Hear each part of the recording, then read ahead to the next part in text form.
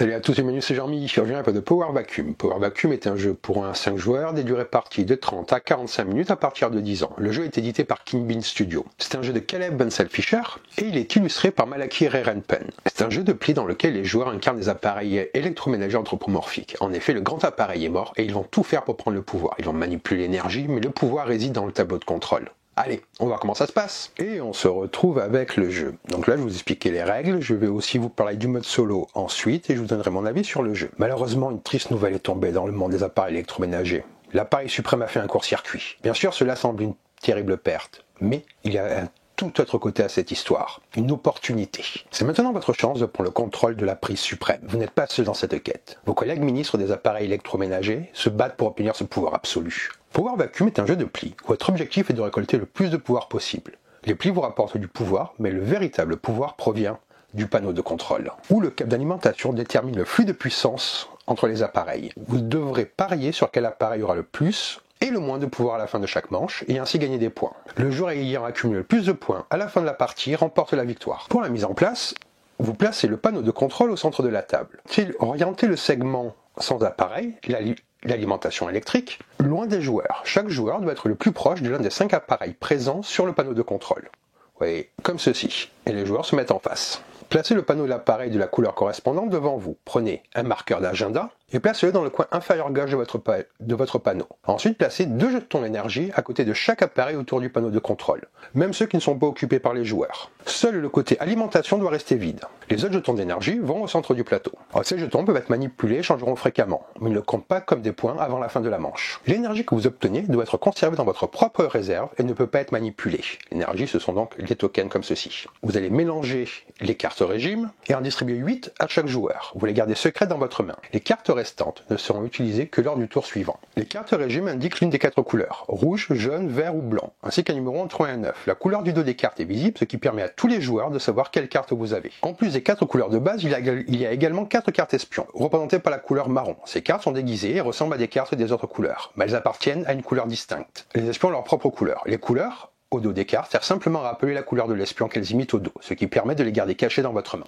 Vous allez mélanger les cartes agenda et vous en distribuez une à chaque joueur. Ajoutez cette carte à votre main et gardez-la secrète. Révélez ensuite la première carte des cartes agenda restantes et vous placez les fiches de câbles d'alimentation sur les prises correspondantes aux couleurs indiquées sur cette carte. Ces 2 appareils sont maintenant connectés. Comme vous voyez, ce sont les 2 couleurs qui sont connectées. Mettez de côté les pièces statues en les organisant par fondation, bas, torse et tête. Vous avez également ces jetons-là et ceux-là à mettre à portée des joueurs. Le joueur ayant récemment reçu un choc électrique est le premier joueur, et le jeu est maintenant prêt à démarrer. Comment se passe un tour de jeu? Un tour est composé de 8 plis, dans lequel chaque joueur joue une carte à la fois sur la table. Vous comptez vos points après 8 plis. Si à la fin d'un tour, un joueur a accumulé 40 points, la partie se termine, et le joueur ayant le plus de points remporte la partie. Sinon, un autre tour commence. Donc le premier joueur commence en jouant l'une de ses cartes face visible sur la table. Par exemple, imaginons que ce soit le joueur jaune, il joue cette carte-là. Tous les autres joueurs, dans le sens des aiguilles d'une montre, doivent suivre la couleur qui est demandée si cela est possible. Sinon, ils peuvent jouer n'importe quelle autre couleur. Par exemple, là, il a un jaune, il devrait donc jouer celle-là, et lui, il va jouer celle-là. La carte ayant la valeur la plus élevée de la couleur de départ remporte le pli, sauf si une carte d'atout a été jouée. Donc là, ça serait le 7 qui remporte le pli. Car en effet, le rouge et la couleur de l'atout qui remporte le pli, à moins qu'une carte espion ne vienne contrer l'atout. En effet, les espions ont une règle particulière. Vous pouvez toujours jouer un espion pendant un pli, vous n'êtes pas obligé de suivre la couleur de départ avec un espion. Toutefois, les espions peuvent être exposés. Si vous ne suivez pas la couleur d'origine, mais que vous semblez encore détenir une carte de la couleur demandée, les autres joueurs sauront qu'il s'agit d'un espion. Lorsque vous gagnez un pli, vous devez choisir entre les 2 options suivantes. Gagner un point, en prenant 1 de puissance du centre et en ajoutant votre réserve, par exemple, vous le prenez et vous le mettez comme ceci, il est à vous dorénavant. Vous capturez une carte qui a été jouée pendant le pli et vous la mettez face cachée à côté de votre tableau et cette carte sera ajoutée à votre main pour le prochain tour. Après avoir déterminé le gagnant du pli, vous devez identifier quel joueur a joué la carte ayant le numéro le plus bas. En l'occurrence, là, ça serait la carte numéro 1. Et ce, quelle que soit la couleur. Le joueur va à ce moment-là manipuler le panneau de contrôle. Si plusieurs joueurs ont la carte la plus basse, chacun d'eux doit manipuler le tableau de contrôle, en commençant par le dernier joueur à avoir joué la carte la plus basse et en remontant dans l'ordre inverse des joueurs. Comment manipuler le tableau de contrôle? Vous allez faire comme ceci. Vous déplacez un pouvoir entre les 2 appareils reliés par le câble d'alimentation d'un appareil à l'autre. Par exemple, je pourrais déplacer celui-là jusqu'à ici. Si un appareil n'a plus de puissance, vous devez obligatoirement déplacer l'énergie vers cet appareil. Si les deux appareils sont en cours de puissance, il ne se passe rien. Si une prise est connectée à l'alimentation, vous déplacez la puissance vers le centre, vous en prenez une depuis le centre. Ensuite, vous déplacez l'une des prises vers n'importe quelle prise libre, y compris celles qui ne sont pas occupées par un personnage joueur. Vous êtes obligé de déplacer une prise, elles ne peuvent pas rester à leur place initiale. Donc là, je pourrais par exemple, si je le décidais, la mettre ici, ou bien la mettre là, même s'il n'y a pas de joueur. Pourquoi manipuler le tableau de contrôle? Car en effet, à la fin du round, vous prenez la puissance sur votre appareil, sur le tableau de contrôle, et vous l'ajoutez à votre réserve sous forme de points. C'est-à-dire qu'à la fin du tour, le nombre d'énergie qu'il aura ici, c'est ce que vous gagnerez en points. Et également pour vos cartes agenda. Les cartes agenda sont scorées à la fin du round, donc ce sont les cartes que vous avez récupérées ici. Cette carte représente votre pari sur lequel des appareils ont le plus et le moins de puissance à la fin du round. Vous voyez, il y a haut et bas. Vous pouvez la garder cachée jusqu'à la fin du round ou vous pouvez la jouer dès le début de votre tour. Lorsque vous révélez votre carte agenda, vous la placez face visible à côté de votre tableau de joueurs. Vous pouvez choisir de la jouer d'un côté ou de l'autre. Je pourrais la jouer comme ceci ou comme cela. Là, je parierai que c'est le blanc qui aura le plus d'énergie à la fin du round et que c'est le rouge qui a le moins d'énergie à la fin du round. Mais une fois que vous l'avez joué, vous ne pouvez plus la changer. Ensuite, vous regardez combien de cartes régime vous avez en main et vous placez votre marqueur agenda sur ce nombre. Par exemple, s'il me reste cette carte en main au moment où je la révèle, je la mettrai à cet endroit-là. Si vous avez 4 cartes ou moins dans votre main, vous ne pouvez pas révéler votre agenda avant la fin du tour et vous devez attendre pour le faire. Après 8 plis, le round est terminé. Vous commencez par vérifier le niveau de puissance sur le tableau de contrôle. L'appareil avec le plus de puissance reçoit un marqueur niveau de puissance maximum. Imaginons là, on est dans cette situation-là, lui a 3, il reçoit le marqueur puissance maximum. Et l'appareil avec le moins de puissance reçoit un marqueur niveau de puissance minimum. En cas d'égalité, tous les appareils ayant la même quantité de puissance, la plus élevée ou la plus faible, reçoivent le marqueur. Donc là c'est le 1, et c'est le 1 qui aurait donc celui-là. Une fois que ceci est fait, vous allez pouvoir scorer votre agenda. La carte supérieure de votre agenda est correcte si l'appareil qui y figure possède un marqueur de puissance maximale. La partie inférieure de votre carte agenda est correcte si l'appareil qui y figure possède un marqueur de puissance minimale. Si votre marqueur se trouve sur 5, 6, 7 ou 8, c'est le nombre de points que vous marquez. Si votre marqueur d'agenda est encore à 14,0, vous obtenez 14 points lorsque les deux parties sont correctes. Dans le cas contraire, votre agenda ne vous rapporte aucun point. Vous allez utiliser ensuite vos points pour acquérir des pièces de statue. Chaque pièce coûte 10 points et vous construisez votre statue dans l'ordre suivant. Fondation, bas, torseau et tête. Lorsqu'un joueur a construit la tête, ça veut dire qu'il a obtenu 40 points, la partie se termine et le joueur avec le plus de points remporte la partie. Si personne n'a encore gagné, on commence une nouvelle manche. Chaque appareil avec un marqueur de puissance maximale, donc ces marqueurs-là, commence avec une unité de puissance. Chaque appareil ayant un marqueur de puissance minimale commence avec 3 unités de puissance. Tous les autres appareils commencent avec 2 unités de puissance. Car à la fin, on va tout enlever, soit ça a été récupéré ou ça retourne au centre. Donc imaginons, lui a récupéré ça, lui a récupéré ça, et lui a récupéré ça. Et donc, lui était au maximum, donc 1, lui était au minimum, donc 3,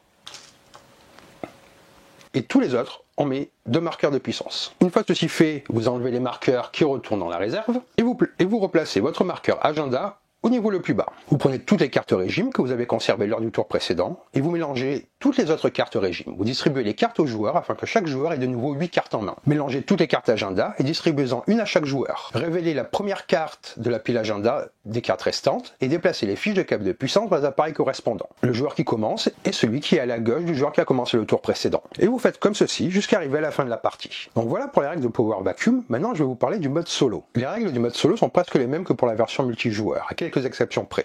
Je vais vous expliquer brièvement comment cela fonctionne. Vous allez jouer contre 2 bots. En effet, il va y avoir un bot jaune et un bot rouge. Le bot jaune reçoit la carte agenda jaune-blanc avec la couleur jaune tournée vers le haut. Le bot rouge reçoit la carte agenda rouge-blanc avec la couleur rouge tournée vers le haut. Vous, le joueur, vous obtenez la carte agenda brun-vert. Vous avez la possibilité de choisir le côté de la carte. Vous placez les marqueurs agenda sur chaque tableau de joueur selon le niveau de difficulté que vous souhaitez jouer. Ensuite, il y a une répartition des cartes régime. Chaque joueur recevra 8 cartes de régime qui doivent être disposées de gauche à droite dans un ordre spécifique. Vous, en tant que joueur, vous aurez 8 cartes en main. La configuration pour le reste est similaire à la version multijoueur. Les bots, tout comme les joueurs humains, vont jouer à tour de rôle. Lorsque c'est le tour d'un bot de jouer, voici ce qu'il faut faire. Jouer une carte. Lorsqu'un bot doit jouer une carte, il choisit toujours la carte qui est la plus à gauche dans sa rangée de cartes. Cette carte devient la carte de départ pour ce tour. Quand c'est au tour d'un bot de suivre une couleur, la couleur de la carte jouée en premier, il essaie de suivre la couleur de la carte jouée en utilisant la carte la plus à gauche de sa main qui correspond à la couleur demandée. S'il ne peut pas suivre, il essaiera alors de jouer une carte rouge, en jouant la carte rouge la plus à gauche dans sa rangée de cartes, d'où l'intérêt de bien disposer les cartes en rangée. Si un bot ne peut pas jouer de carte rouge non plus, il choisira la carte la plus à gauche qu'il possède, peu importe la couleur. Il existe une règle particulière concernant les espions qui affecte la manière dont les bots jouent les cartes. Les bots ne tenteront pas de couper avec une carte rouge si un espion a déjà été joué durant le tour. En effet, les bots sont conçus de manière à comprendre qu'un espion battra toujours une carte rouge. Donc au lieu de jouer une carte rouge, le bot choisira la carte qui est le plus à gauche parmi les cartes restantes qui ne sont pas des cartes rouges. Les bots suivent également une logique simple, ce qui les rend prévisibles mais néanmoins intéressants à jouer contre. Leur objectif est de jouer la carte la plus à gauche de leur rangée, selon les règles que je viens de vous dire. Les bots essaient toujours de suivre la couleur demandée lorsqu'ils le peuvent. Si ce n'est pas possible,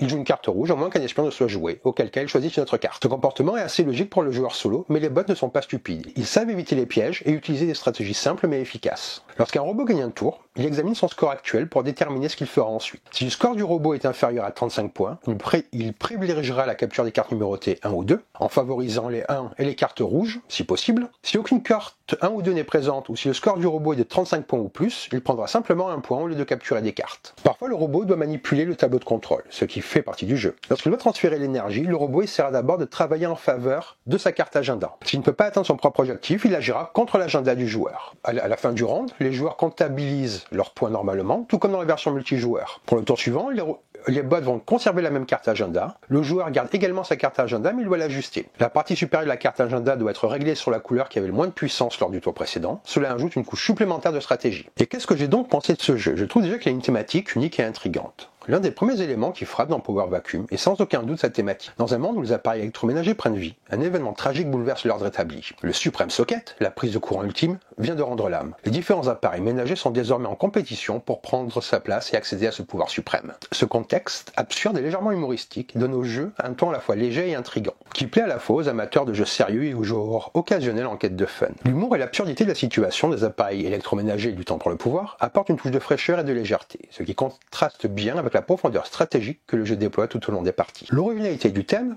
bien que loufoque, devient un véritable moteur pour l'engagement des joueurs, tout en étant suffisamment malicieuse pour encourager les interactions et les confrontations. Au cœur du jeu, Power Vacuum repose sur des mécaniques de jeu de pli classiques, mais avec des twists innovants qui rendent chaque partie unique et pleine de rebondissements. Le but de chaque joueur est de remporter des plis pour accumuler des points, tout en manipulant l'énergie circulant entre les différents appareils présents sur le tableau de contrôle. Cette gestion de l'énergie devient un aspect clé du jeu, car elle permet de marquer des points tout au long de la partie et d'influencer les actions des autres. Les joueurs doivent suivre les règles de jeu de pli, où un joueur commence un pli avec une carte, et les autres joueurs doivent suivre la couleur si possible. Toutefois, il existe une distinction importante. Si vous ne pouvez pas jouer de la couleur du pli, vous êtes libre de jouer n'importe quelle autre carte, et cela peut avoir des conséquences stratégiques majeures. L'introduction des cartes espions est un élément supplémentaire qui enrichit considérablement les mécaniques du jeu. Ces cartes peuvent sembler faire partie d'une autre couleur, mais en réalité, elles appartiennent à une couleur spéciale. Les espions permettent donc de tromper les autres joueurs et de manipuler l'issue du pli de façon subtile, mais efficace. Les mécaniques de bluff ajoutent une dynamique fascinante au jeu, obligeant les joueurs à être attentifs non seulement à leurs propres cartes, mais aussi à celles des autres. L'un des éléments les plus originaux de Power Vacuum est sans doute le tableau de contrôle, sur lequel les joueurs doivent déplacer des fiches d'énergie entre les appareils afin de collecter des points. Ce tableau devient un véritable terrain de jeu stratégique dans lequel le choix des joueurs peuvent changer l'équilibre de la partie. Chaque appareil a un niveau de pouvoir et à la fin de chaque tour, le joueur avec l'appareil ayant le plus de pouvoir gagne des points. Les joueurs doivent manipuler ce tableau pour s'assurer que leur propre appareil soit parmi les plus puissants à la fin de la manche. Mais attention! Un autre aspect du jeu ajoute une couche supplémentaire de stratégie. La possibilité de déplacer les fiches d'un appareil à un autre. Ce mouvement stratégique est essentiel pour prendre l'avantage sur ses adversaires et peut se révéler décisif dans les moments clés du jeu. Un aspect clé de cette manipulation du tableau de contrôle est la règle qui impose aux joueurs de déplacer une prise, afin de pouvoir créer de nouvelles connexions ou de déconnecter des appareils. Cela permet de créer des dynamiques de jeu intéressantes où un joueur peut prendre l'avantage en modifiant l'état du tableau de contrôle à son profit. Le bluff est aussi un autre point fort du jeu, notamment grâce aux cartes espions, qui permettent de jouer des cartes qui semblent appartenir à une autre couleur. Cette mécanique offre non seulement un aspect stratégique supplémentaire, mais aussi une véritable dynamique de tension psychologique entre les joueurs. Les espions sont puissants mais risqués. Lorsqu'il est révélé, il ne peut plus être utilisé pendant ce round, ce qui crée un dilemme constant sur quand et comment utiliser ces cartes. Les joueurs doivent constamment évaluer les autres, scruter leurs actions et essayer de deviner quelle carte cachée ils possèdent. La capacité de bluffer est essentielle pour tirer profit de cette mécanique. De plus, ces espions peuvent être utilisés pour manipuler l'issue d'un pli en jouant sur la certitude des autres joueurs. Une des grandes réussites de Power Vacuum réside dans sa capacité à être à la fois accessible et riche en stratégie. Les règles sont simples à comprendre pour un joueur débutant, avec des explications claires sur la manière de jouer et de manipuler les cartes. Toutefois, la complexité du jeu émerge véritablement lorsqu'il s'agit de gérer les stratégies de manipulation du tableau de contrôle et des cartes, en particulier lorsqu'il faut gérer les espions et les manipulations de pouvoir. Le jeu peut être joué de manière compétitive, mais mais il s'adapte également très bien au mode solo, permettant aux joueurs de se familiariser avec les règles et d'expérimenter différentes stratégies. Cela rend le jeu particulièrement accessible à différents types de joueurs, qu'ils soient des vétérans ou des débutants curieux de découvrir de nouvelles mécaniques. Les illustrations sont un point fort du jeu. Le design visuel a été soigneusement pensé pour plonger les joueurs dans un univers à la fois amusant et visuellement cohérent. Les appareils électroménagers sont anthropomorphisés de manière charmante et expressive, ce qui renforce l'aspect ludique et légèrement absurde du jeu. Le tableau de contrôle, avec ses différents éléments de jeu, est également très bien conçu. Les icônes et les éléments visuels sont suffisamment clairs pour que les joueurs puissent rapidement se repérer, tout en étant assez détaillés pour apporter de la profondeur à l'expérience. L'aspect esthétique du jeu joue un rôle important dans l'immersion. Le jeu fait preuve d'une attention particulière aux détails, ce qui permet une atmosphère agréable et engageante, même pendant les moments les plus tendus de la partie. En conclusion, Power Vacuum est un jeu qui réussit à marier des mécaniques de jeu de pli avec une thématique originale, un bluff stratégique et une gestion subtile des ressources. L'aspect interactif où les joueurs manipulent l'énergie des appareils et utilisent des espions pour tromper leurs adversaires permet de créer des parties dynamiques et toujours renouvelées. L'équilibre entre stratégie et hasard, la richesse de la prise de décision et l'atmosphère unique qu'il instaure font de Power Vacuum une expérience de jeu particulièrement engageante et rafraîchissante. Il est parfait pour les joueurs qui aiment les jeux de stratégie, mais aussi pour ceux qui cherchent une expérience amusante et légère. Bien qu'il puisse y avoir une courbe d'apprentissage au début, une fois que les joueurs se familiarisent avec les mécanismes, chaque partie devient une aventure pleine de rebondissements. Si vous êtes à la recherche d'un jeu qui allie stratégie, bluff, manipulation et une bonne dose d'humour, Power Vacuum est un excellent choix. Avec sa profondeur stratégique, son thème original et son ambiance légère, il réussit à captiver et engager les joueurs du début à la fin. Je vais vous montrer les différents tableaux qui sont vraiment magnifiquement illustrés. Et après on fera le tour des cartes, comme ça vous aurez eu une idée sur tout ce que le jeu propose. Donc là voilà les tableaux de plus près. Ce sont les tableaux joueurs. Donc là on va faire un peu le tour des cartes, que vous ayez encore une idée plus précise. Alors j'ai vraiment apprécié le jeu, je me suis vraiment éclaté, j'ai fait pas mal de parties. Le mode solo fonctionne très bien également. Et le thème est vraiment original, comme je disais. Il y a un côté un petit peu satirique qui est très agréable. Donc ça c'est l'aide de jeu, et on va regarder comme ceci.